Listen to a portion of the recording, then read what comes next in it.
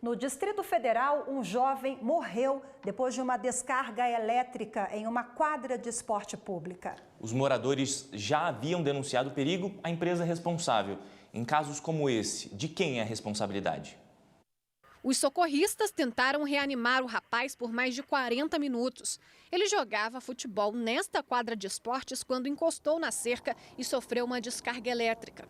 O jovem, de 18 anos, teve uma parada cardíaca e não resistiu. Há uma informação de que ele teria feito um gol e possivelmente teria comemorado e acabou tocando o alambrado estaria eletrocutado e ele acabou sofrendo uma descarga elétrica. Foi nesta quadra em Taguatinga, cidade a 24 quilômetros do centro de Brasília, bem ao lado de uma escola pública. Este vídeo foi feito por um morador um mês antes da morte do estudante. Nele, é possível ver que um poste de energia está encostado no alambrado e dispara carga elétrica na grade. Isso aqui é corrente elétrica passando aqui dos postes aqui, ó. Vamos lá, joga a bola. Tá vendo, ó? Aperta no meio agora. Aqui, ó. Olha, ó, energia. Desde então, a comunidade envia reclamações para a SEB, Companhia Energética de Brasília, que em nota lamentou o ocorrido. Disse que equipes de segurança fizeram perícia no local e vai apurar as causas do acidente. Apesar disso, a SEB não explicou por que não fez uma vistoria na quadra quando recebeu reclamações dos moradores.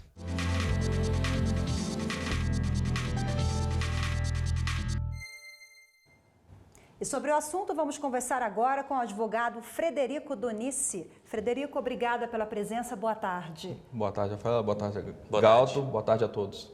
Bom, infelizmente nós vimos esse caso lamentável que aconteceu aqui em Taguatinga, no DF. Podemos chamar, em princípio, de um caso de negligência, imprudência da empresa, porque, como vimos na reportagem da Evne, a Companhia Energética de Brasília foi avisada, os moradores enviaram várias reclamações.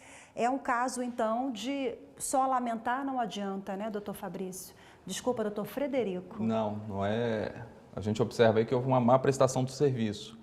Então, a SEB, a partir do momento que ela tem essa responsabilidade, uma responsabilidade objetiva, e ela não cumpriu com o seu dever de manutenção e zelo ali pelo serviço público ali que ela oferece à comunidade, ela deve ser responsabilizada pelo fatídico caso aí que levou à morte o rapaz. Existe um agravante, já que a gente viu na reportagem que os moradores mostraram que já havia um problema, eles denunciaram. Existe esse agravante? Sim, isso vai na hora do juiz analisar se houve a responsabilidade ou não da SEB. Isso agrava a situação porque a SEB tinha conhecimento já tinha o conhecimento de que naquele local havia uma descarga de energia que poderia causar um choque a uma pessoa. Então, é um caso de agravante, sim. Fred, em casos como esse que nós vimos na reportagem, o que o cidadão pode fazer? Essa família, por exemplo, ela pode acionar o Estado também, no caso, o Distrito Federal e a Companhia Energética? De quem que é a responsabilidade objetiva? A responsabilidade inicial aí é da SEB, porque ela que é a responsável pela manutenção desse serviço. Subsidiariamente o GDF, mas a SEB tem sim a responsabilidade. No caso de não pagamento, o GDF entraria se responsabilizando pelo caso, mas a obrigação é da SEB. E pode haver uma responsabilização criminal da empresa? Dependendo do caso, sim, mas depende se houve uma negligência ou houve dolo de alguém da companhia que causou esse acidente. Mas, em tese, ficaria só na responsabilidade civil mesmo. E como é que funciona? Qual é a orientação?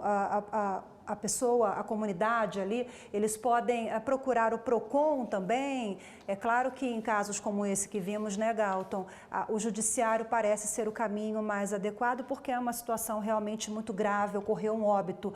Mas no caso de um serviço inadequado da empresa, o que fazer?